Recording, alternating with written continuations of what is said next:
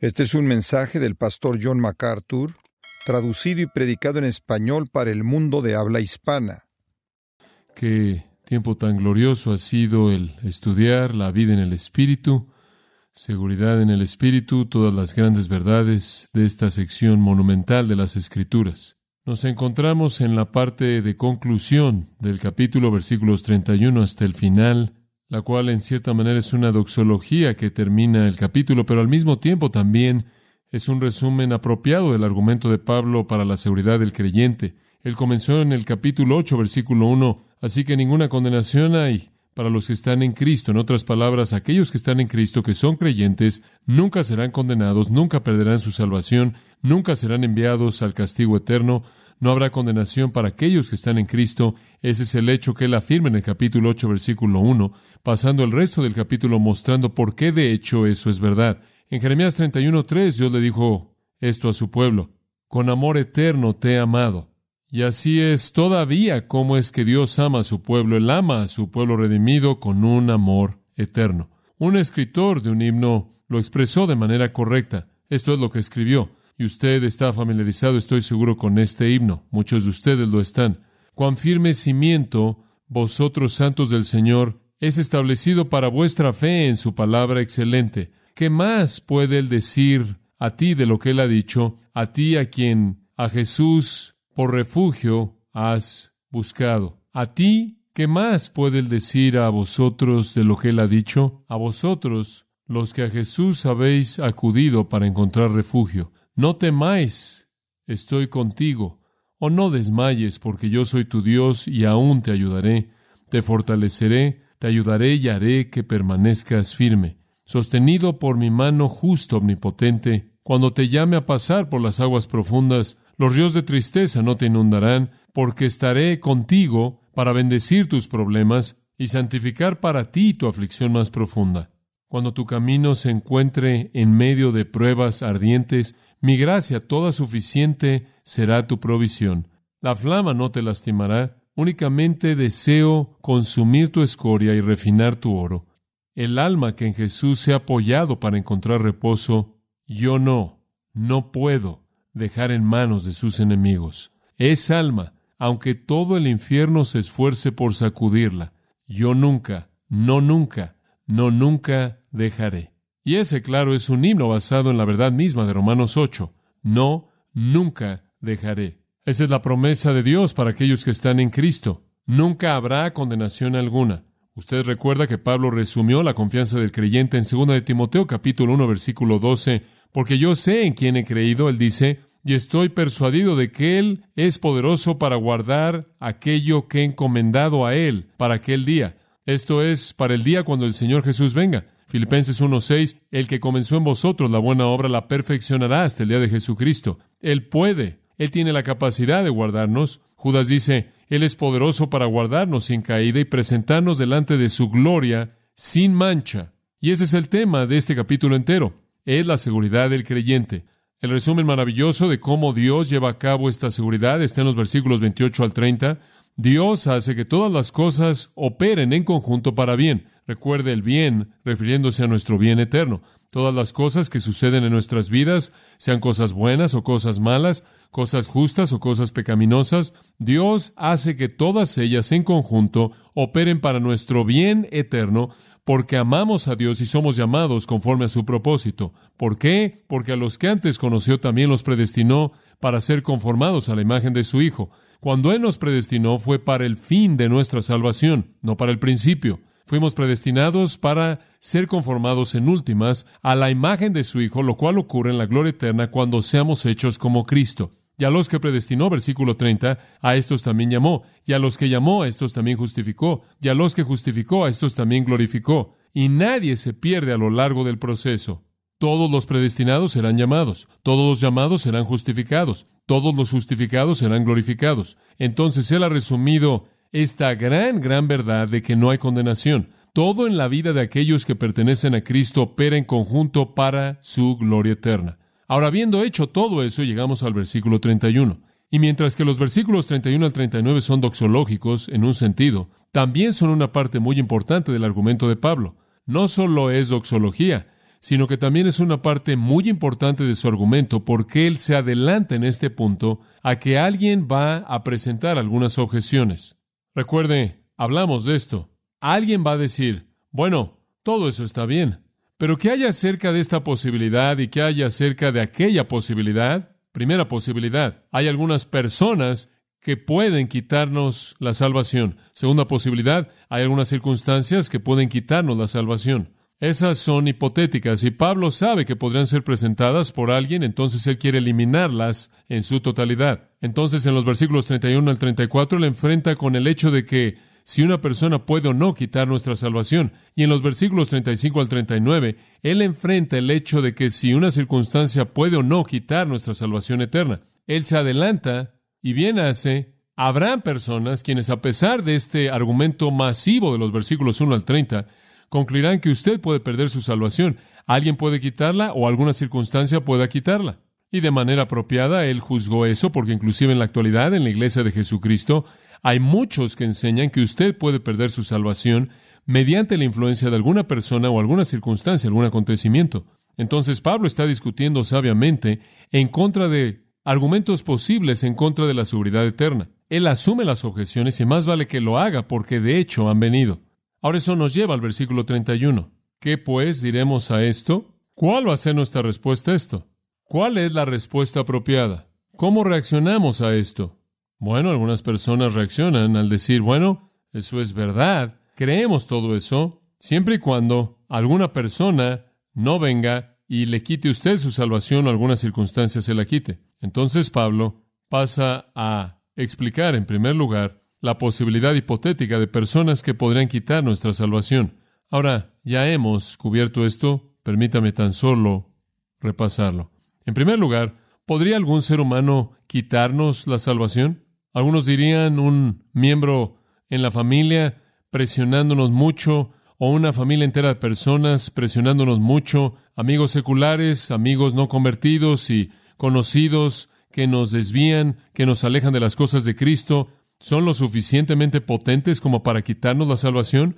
¿Qué hay acerca de los educadores seculares? ¿Puede usted tomar a una persona joven criada en una familia cristiana a lo largo de sus primeros años de su vida escolar, enviarlo a una universidad en algún lugar y que su mente sea contaminada de mentiras que lo cautivan y lo desvían de Cristo? ¿Qué hay acerca de influencias inmorales? ¿Qué hay acerca de la condición miserable de la cultura y los medios y la cultura mediante los cuales vende su inmoralidad? ¿Acaso tienen el poder en la cultura de desviar a la gente de Cristo? ¿Qué hay acerca de los legalistas? ¿Pueden los judaizantes, como en el caso de Pablo, entrar a una iglesia en donde el evangelio es predicado y la gente que le pertenece a Cristo recibir una influencia en la que se les habla de la circuncisión y todo tipo de legalismo ceremonial que como consecuencia los aleja de la gracia y de la salvación? ¿Qué hay acerca de la gente en sectas? ¿Qué hay acerca de los gnósticos del Nuevo Testamento en esa época, quienes estaban tratando de desviar a la gente, los neognósticos de la actualidad, tratando de hacer lo mismo, esas personas que hablan acerca de tener un conocimiento más elevado, el conocimiento secreto? ¿Qué hay acerca de las personas en sectas que vienen y nos dicen que la verdad real está en los escritos de Mary Baker Eddy, o Madame Blavatsky, o Annie Besant, o el juez Rutherford, o alguien más? Y quizás todo fue recibido por José Smith y está en el libro del Mormón, o las doctrinas y los pactos, o en los escritos de alguien más. ¿Acaso pueden desviar a alguien de la salvación y llevarlo a mentiras condenadoras? ¿Qué hay acerca simplemente de falsos maestros en general, que no predican el evangelio verdadero y confunden a la gente con sus métodos falsos de salvación por obras? ¿Qué hay acerca de perseguidores?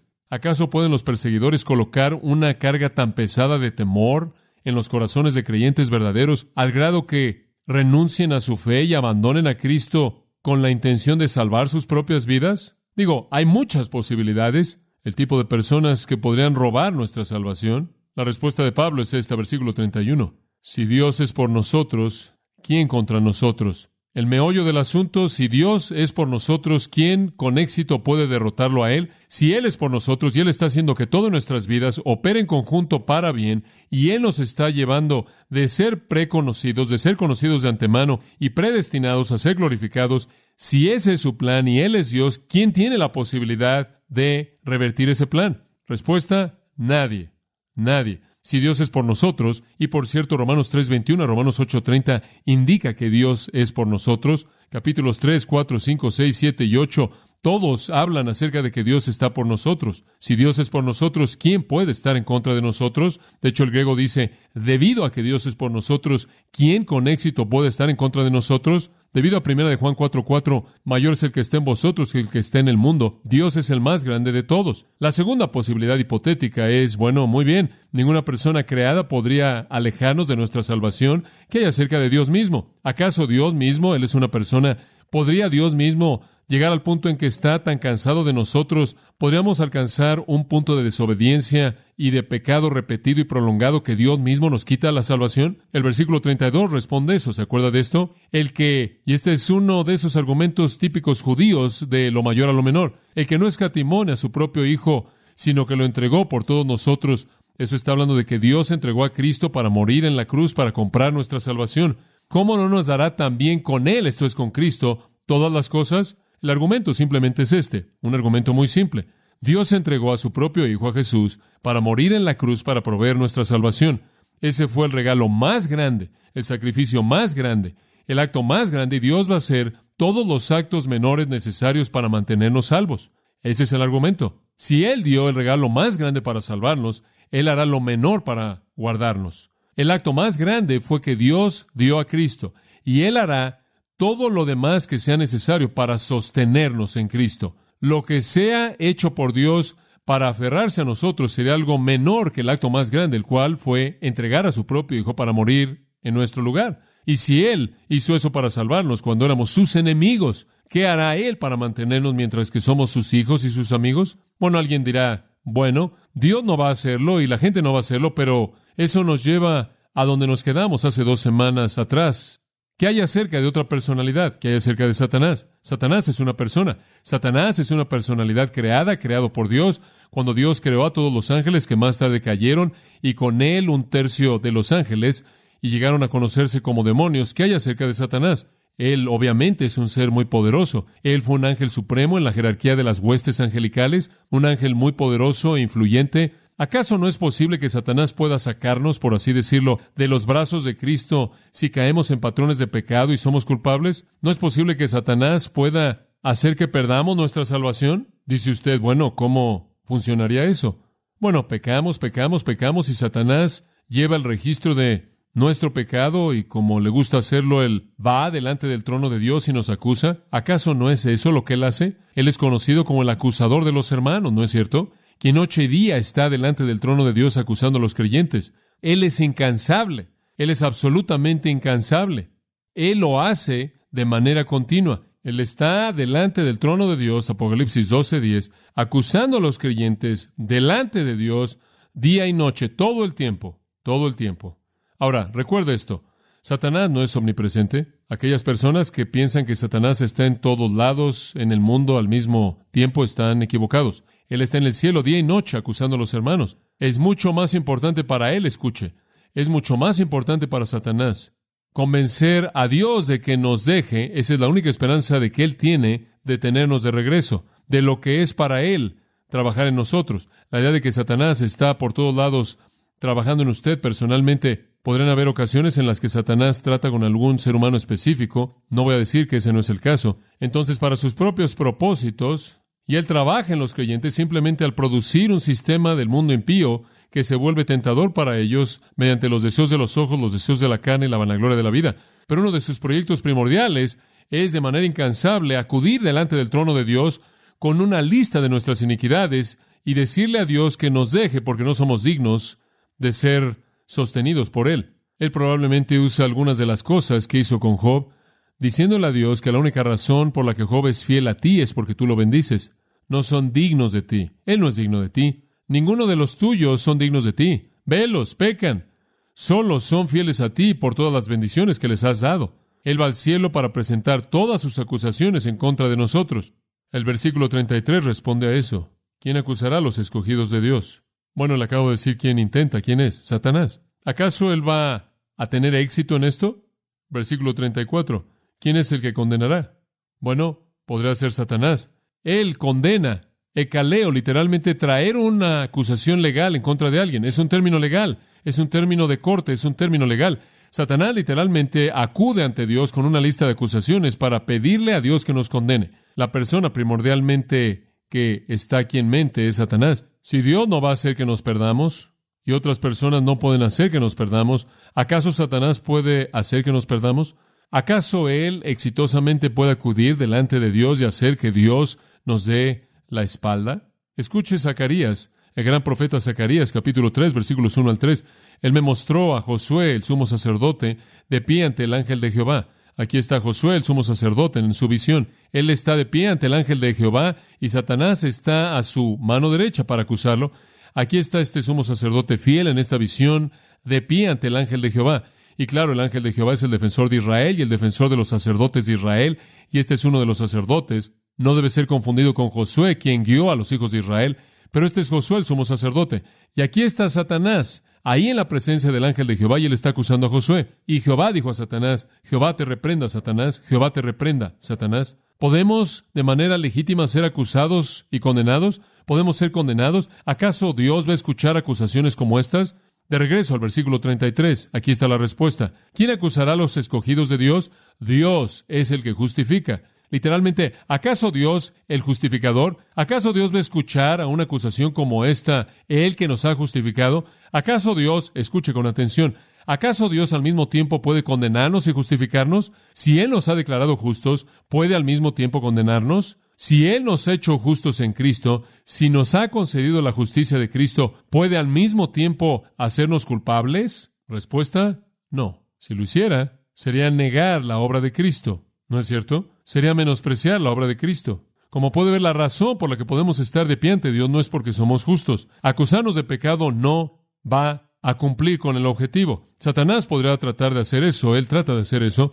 No va a lograrlo porque nuestra salvación no depende de nuestra justicia, ¿verdad? Depende de la justicia de Cristo que nos ha sido imputada. En la cruz, Jesús llevó todos nuestros pecados, recibió la ira completa de Dios. Él llevó nuestros pecados en su propio cuerpo en la cruz, Pedro dice. Él fue hecho pecado por nosotros, Pablo dice. Dios derramó toda la furia de su ira en contra de Jesucristo como nuestro sustituto, colocó todos nuestros pecados en Cristo y después tomó la vida justa de Cristo y nos cubrió con ella, nos la imputó. Lo que hemos dicho antes, Dios trató a Jesús como si hubiera cometido todos nuestros pecados para que Él pudiera tratarnos como si únicamente hubiéramos vivido la vida perfecta de Jesús. No sirve de nada que Satanás vaya delante de Dios y nos acuse de pecado, porque todo ese pecado ha sido pagado. Y no somos justificados, no somos justos, no somos santos delante de Dios debido a nuestra propia justicia, sino debido a la justicia de Cristo que nos ha sido imputada. Entonces, si Dios nos fuera a quitar esa justicia, entonces Él estaría menospreciando la obra de Cristo que nos ha sido imputada.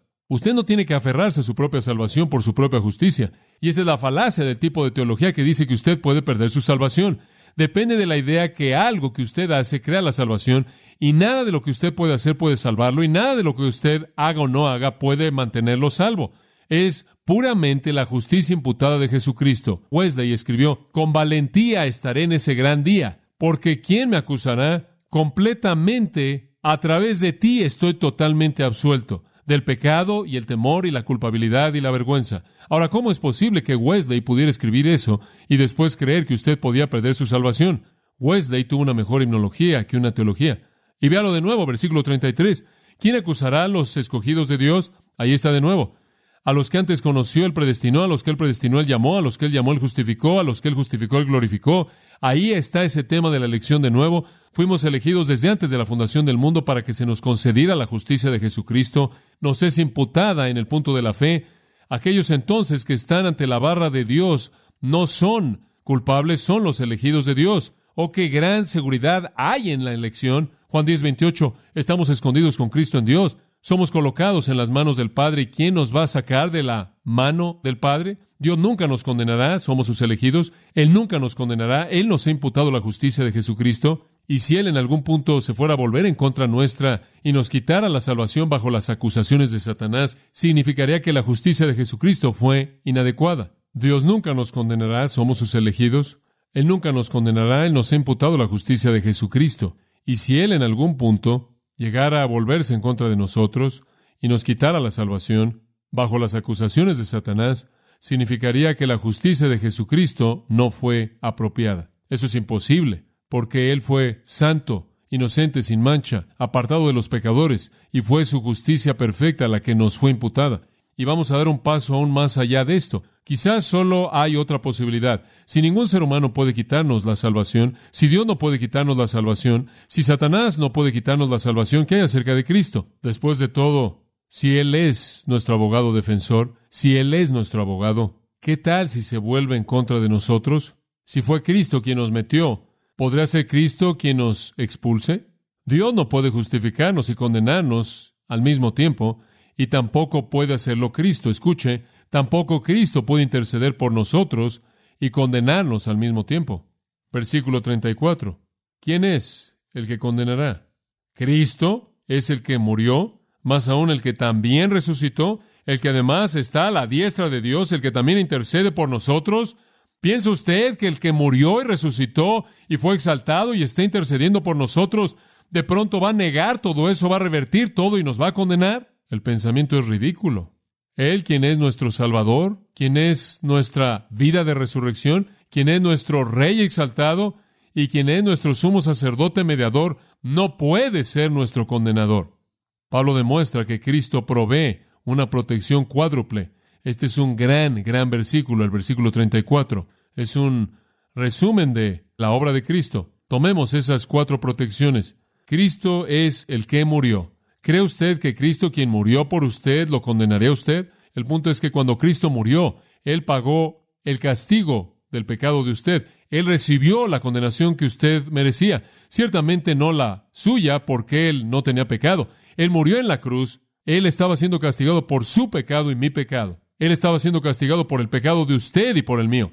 Él hizo todo lo que fue necesario para satisfacer la justicia de Dios. Él llevó la fuerza completa del juicio. Él murió en la cruz por usted y por mí. Su muerte, escuche, es la única condenación que jamás conoceremos, y es algo que únicamente conocemos, gracias a Dios por ello, y no experimentamos. ¿No es cierto? ¿Cree usted que Él desharía su cruz? ¿Cree usted que cuando Él fue al huerto y dijo, Padre, si es posible, pase de mí esta copa, mas no se haga mi voluntad sino la tuya, y con esa resolución fue directamente a la cruz para llevar nuestros pecados? ¿Cree usted que Él revertiría ese juicio horrible entero de llevar el pecado que no merecía en absoluto, que lo hizo clamar, Dios mío, ¿por qué me has desamparado? ¿Cree usted que Él haría todo eso por pecadores y después lo desharía? ¿En base a qué? No solo Él murió por nosotros, en segundo lugar, versículo 34 dice, el que también resucitó, o literalmente, lo que es más, que Él resucitó. La muerte de Cristo borró nuestros pecados y esto fue afirmado por su resurrección. El hecho de que Dios lo resucitó de los muertos estaba indicando que Dios quedó satisfecho con su sacrificio. Dios estaba diciendo, eso es suficiente, el sacrificio ha sido pagado, y Él lo sacó de la tumba porque Él había pagado de manera suficiente la paga por nuestros pecados. Y Dios, por lo tanto, lo resucitó de los muertos como una afirmación de que la paga había sido pagada. Romanos 4:25. Él fue entregado a la cruz por nuestras transgresiones y fue resucitado porque Él había cumplido nuestra justificación. Por cierto, hay muchas escrituras en el libro de Romanos, en Efesios, Colosenses y Hebreos que apuntan a la importancia de su resurrección. La resurrección prueba que Él logró el llevar el pecado. Cuando Dios resucitó a Jesús de los muertos, Él mostró que Él quedó satisfecho con su sacrificio. Toda demanda de su ley santa fue satisfecha y fuimos justificados. Su resurrección garantiza que seremos resucitados para la gloria eterna. ¿Acaso Jesús desearía su muerte? ¿Acaso Jesús desearía su resurrección? En tercer lugar, en el versículo 34, Pablo nos dice que Él está a la diestra de Dios. Él está a la diestra de Dios. Eso se está refiriendo a su coronación, a su ascensión, a su exaltación. No fue que Dios quedó satisfecho a medias cuando lo resucitó de los muertos, fue que Dios quedó totalmente satisfecho, a tal grado quedó satisfecho que levantó a Jesucristo y lo sentó a su diestra en su propio trono. Es un eco, este es un eco del texto antiguo del Salmo 110:1. Jehová dijo a mi Señor, siéntate a mi diestra. Hebreos presenta a Jesucristo, el sumo sacerdote exaltado, sentado a la diestra del trono de Dios, y ahí es el lugar de la exaltación. Hebreos 1:3, después de haber realizado la purificación de nuestros pecados en la cruz, Él se sentó a la diestra de la majestad en las alturas, y Él había heredado un nombre más excelente que los ángeles. ¿Sabe usted cuál es el nombre excelente? Señor soberano. Hebreos enfatiza esto no solo en el capítulo 1, versículo 3, sino a lo largo del libro de Hebreos, capítulo 2, versículo 9. Él fue hecho por un tiempo inferior que los ángeles, pero después de eso Él fue exaltado. Simplemente de manera temporal fue el hecho más bajo que los ángeles. Después, debido al sufrimiento de la muerte, Él fue levantado y coronado con gloria y honra, porque por la gracia de Dios Él había gustado la muerte por todos. Hebreos 7 lo dice, Hebreos 8, Hebreos 10, Hebreos 12, inclusive una vez en el capítulo 4, versículo 14. ¿Acaso el Padre desearía ese honor? ¿Acaso el Hijo desearía ese lugar de majestad? Es absolutamente impensable, absolutamente inconcebible que el Señor Jesucristo, quien había logrado todo eso, lo deshiciera.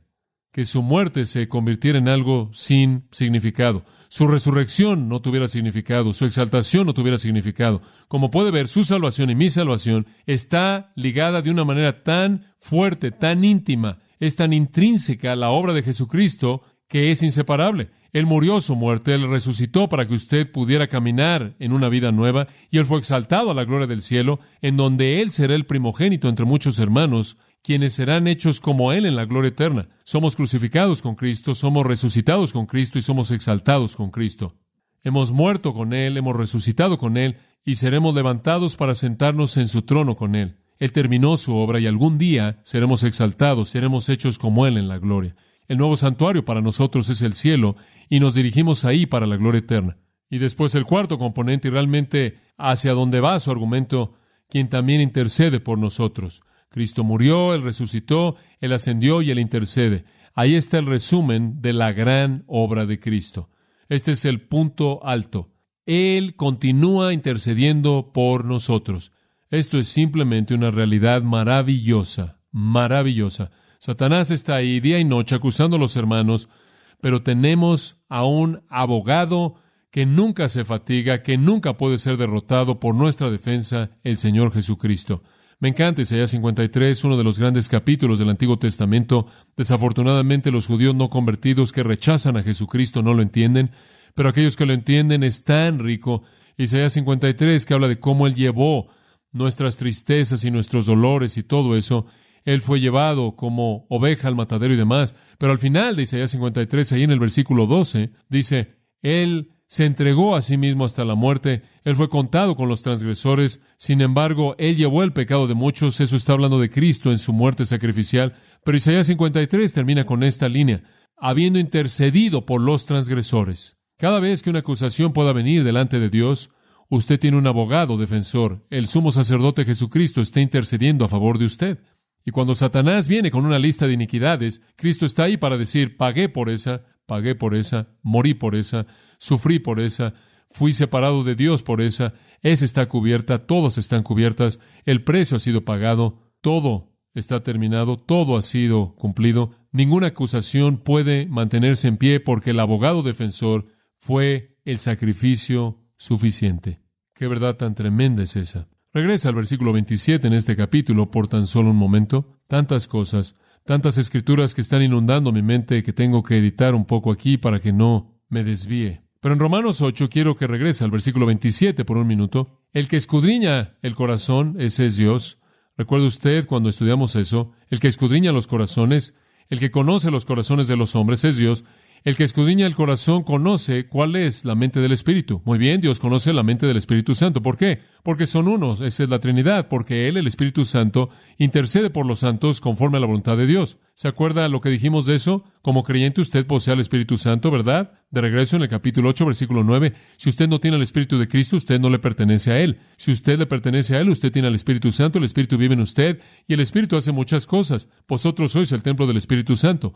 Una de las cosas que el Espíritu Santo hace está aquí. El Espíritu Santo intercede por los santos conforme a la voluntad de Dios. Él siempre ora conforme a la voluntad de Dios, y Dios conoce la mente del Espíritu. ¿Y por qué está orando el Espíritu? Orando por su seguridad, orando por llevarlo a la gloria a usted, intercediendo por usted. El Espíritu es su intercesor personal que mora en usted, intercediendo conforme a la voluntad de Dios. El Padre siempre oirá y siempre responderá a la oración intercesora del Espíritu, porque el Espíritu siempre ora conforme a la voluntad de Dios, y Dios siempre cumple su voluntad. Y la voluntad de Dios es que todos los que fueron predestinados sean glorificados. Y el Espíritu ora con ese fin en mente. No sucede simplemente porque Dios dijo que sucedería. Sucede porque Dios lo hace suceder y el Espíritu ora porque suceda y Cristo intercede para que suceda. La Trinidad está muy involucrada en eso. El Espíritu está orando porque lleguemos a la gloria. Esa es la voluntad de Dios. Dios oye esa oración y la responde conforme a su voluntad. Ahora, lleve esa misma idea ya al versículo 34. Aquí está el Hijo, a la diestra de Dios, también intercediendo por nosotros, en armonía perfecta con la voluntad de Dios, y eso nos da la confianza de que Cristo no tiene que discutir para convencer a Dios en algo. Cristo está orando de manera coherente con la voluntad de Dios, lo cual es llevarnos a la gloria. Juan 11:42, Jesús dijo, sé, hablándole al Padre, sé que tú siempre me oyes. Dios siempre oyó la oración de Jesús, porque Jesús siempre oró, porque la voluntad de Dios fuera hecha. Entonces, usted tiene al Espíritu Santo orando por la continuidad de su fe. Usted tiene al Espíritu Santo orando por su protección para que nunca tenga que enfrentar algo más de lo que usted puede soportar. El Espíritu Santo está orando, por así decirlo, desde adentro de usted ante el trono de Dios, siempre conforme a la voluntad de Dios. Y después en el cielo, a la diestra de Dios, usted tiene a Jesucristo intercediendo por usted también en armonía perfecta con la voluntad de Dios. Y como resultado de toda esa intercesión que se está llevando a cabo, somos mantenidos seguros. Pase a Hebreos por tan solo un momento. El libro de Hebreos, capítulo 4, versículo 14. Teniendo entonces un sumo sacerdote, hablando de Cristo, quien ha traspasado los cielos en su ascensión, Jesús el Hijo de Dios, aferrémonos a nuestra confesión, porque no tenemos un sumo sacerdote que no puede compadecerse de nuestras debilidades, sino uno que fue tentado en todo según nuestra semejanza, pero sin pecado. Acerquémonos, pues, confiadamente al trono de la gracia para alcanzar misericordia y hallar gracia para el oportuno socorro. Escuche, Él no es un sumo sacerdote que únicamente intercede por nosotros si somos inocentes. Él no es un abogado que solo recibe el caso de aquellos que son inocentes. Él es un sumo sacerdote que intercede por nosotros sabiendo que somos culpables y sabiendo que necesitamos gracia y que necesitamos misericordia. No es posible que recibamos lo que merecemos y que sobrevivamos. Entonces podemos aquí acudir a este sumo sacerdote con confianza, dice el versículo 16, de que Él proveerá la gracia necesaria, esto es, el favor necesario a pesar de nuestras iniquidades que necesitamos, la misericordia necesaria, la contención del juicio, y hallaremos de Él misericordia y gracia. Esto es simplemente una promesa tremenda, tremenda. Hay gente, como usted sabe, que piensa, bueno, puedes perder tu salvación si pecas demasiado. No hay límite en la gracia. Cuando usted acude delante del Señor sin importar lo que usted haya hecho como cristiano, y usted busca gracia y misericordia, está ahí, ¿no es cierto? En donde el pecado abunda, ¿qué? La gracia abundó más. Observe Hebreos 7 por un momento. Hebreos capítulo 7, versículo 24. Simplemente en caso de que alguien pudiera pensar que Cristo podría revertir su obra sacerdotal a alguien más o transferirla a alguien más, Él permanece para siempre y se aferra a su sacerdocio permanentemente. Me da gusto eso. ¿No le da gusto a usted? Nunca habrá cambio alguno. Él siempre estará ahí. Él siempre estará intercediendo por nosotros. Por ello, versículo 25, Él es poderoso, escucha esto, para salvar por un tiempo. ¿Es eso lo que dice? No creo. Él es poderoso para salvar, ¿qué? Perpetuamente, para siempre. ¿Cómo puede Él hacer eso? Porque Él siempre sigue viviendo para hacer intercesión por ellos. Él es ese sumo sacerdote. Versículo 26, santo, inocente, sin mancha, apartado de los pecadores, hecho más sublime que los cielos, y Él no tiene, como los otros sumos sacerdotes, Él no tiene que ofrecer sacrificios diariamente, primero por sus propios pecados, y después por los pecados del pueblo, porque Él esto lo hizo de una vez por todas cuando Él se ofreció a sí mismo. ¿No es ese un gran versículo? Se acabó. Todo está terminado. Y ahora tenemos un sumo sacerdote quien es perfecto. Y Él ha pagado el castigo, y Él ha realizado la obra, y Él ha hecho el sacrificio, y Él ahora simplemente continúa intercediendo por nosotros. Como puede ver, todo está establecido en el cielo. Todo está ya cerrado en el cielo. No puedo resistir esto. Regresa al capítulo 6. Una vez que entro a Hebreos, realmente me puedo perder. Regresa al capítulo 6 de Hebreos. Y observa el versículo 17. De la misma manera, hablando de juramentos y de jurar para confirmar las cosas en el nivel humano, versículo 16 y en el versículo 17, de la misma manera Dios, escucha esto, deseando aún más mostrarle a los herederos de la promesa, observe esto, la inmutabilidad de su propósito. Si Dios determinó desde antes de que el mundo comenzara a salvarlo a usted, ¿va a cambiar eso? No va a cambiar. Es inmutable, es incambiable. Y para demostrarle a los herederos de la promesa la inmutabilidad de su propósito, Él interpuso juramento. La gente que quiere, usted sabe, este es un patrón típico del Antiguo Testamento. Abraham y demás, usted hace una promesa, usted hace un juramento, usted hace un pacto, usted hace un contrato. Entonces Dios, usando una especie de medio humano, queriendo que nosotros entendamos cuán absolutamente perfecta e inalterable, incambiable es su promesa salvadora, hizo un juramento. Versículo 18. Lo hizo para que mediante dos cosas incambiables en las que es imposible que Dios ¿qué? Mienta. Entonces, si Dios hizo una promesa, así va a ser. Tengamos una fuerte confianza, aquellos de nosotros que hemos acudido para encontrar refugio y habiéndonos aferrado a la esperanza que está frente a nosotros. Esta esperanza que tenemos es un ancla del alma, una esperanza segura y firme, y una que entra dentro del velo en donde Jesús ha entrado como un precursor por nosotros, habiéndose convertido en un sumo sacerdote según el orden de Melquisedec. Dios hizo promesas, Dios hizo compromisos, y después Dios envió a Cristo al cielo como el ancla que mantiene esas promesas en pie. Y esas promesas están basadas en dos cosas: el hecho de que Dios no puede mentir y el hecho de que Cristo esté en el cielo intercediendo por nosotros. Ahora, cuando usted estudia esto en Romanos capítulo 8, usted realmente comienza a preguntarse cómo es que la gente puede creer que alguien puede perder su salvación, ¿verdad? Ahora, hay personas que entran a la iglesia y confiesan y profesan a Cristo y se van, y quizás inclusive niegan al Señor. ¿Cómo debemos entenderlas? Observe 1 de Juan 2. 1 de Juan 2. Y este es un pasaje muy importante porque de otra manera deja una pregunta en la mente de la gente, porque dicen, bueno, tú sabes, hay un miembro de mi familia y vinieron a la iglesia y pensé que conocían a Cristo y tú sabes, parecieron haber respondido a Cristo y demás y de pronto le dieron la espalda y se fueron y están viviendo en pecado. ¿Cómo debemos entender eso? 1 de Juan 2:19. Aquí viene. Salieron de nosotros. Muy bien. Pero realmente no eran ¿qué? De nosotros. Hombre, eso es tan importante. Porque si hubieran sido de nosotros, habrían ¿qué? Permanecido con nosotros. Permítame decirle algo. Una de las evidencias de la salvación genuina es la continuidad de la fe. Cuando Dios concede fe salvadora, no es temporal.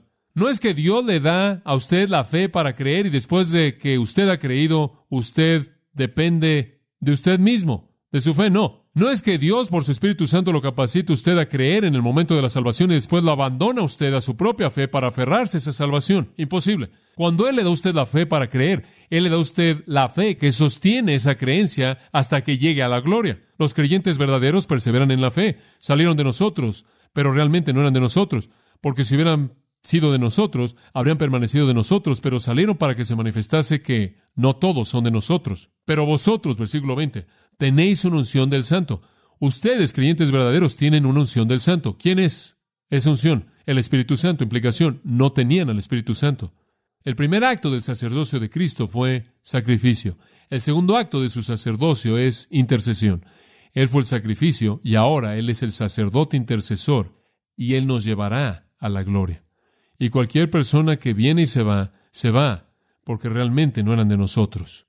Quiero mostrarle un pasaje más y después, de hecho, voy a guardar lo que queda para la próxima vez. La parte de las circunstancias quiero guardarla para la próxima vez. Pero quiero que vea Efesios 5 y le prometo que esta será la última. En Efesios 5, usted podría pasarlo por alto en el contexto de la seguridad eterna, pero usted no debe pasarlo por alto. Maridos, amad a vuestras mujeres, así como Cristo amó a la iglesia y se entregó a sí mismo por ella. Ahora acabamos de pasar el día de San Valentín y muchas cosas acerca de corazones y flores y salir a cenar y romance y todo eso es bueno, pero esa no es la naturaleza del amor del que Él está hablando aquí. Amar a su esposa así como Cristo amó a la iglesia significa entregarse usted a sí mismo por ella. No significa comprarle algo a ella, significa sacrificio personal por ella. Así como Cristo amó a la iglesia. Y Él amó a la iglesia. Ahora observe algo aquí que es interesante. Él amó a la iglesia y se entregó a sí mismo por ella. Usted entiende la idea aquí de que Él estableció su amor en la iglesia antes de que Él llegara a morir. Él amó a la iglesia y dio su vida por ella, teniendo en mente el versículo 26, que la santificaría.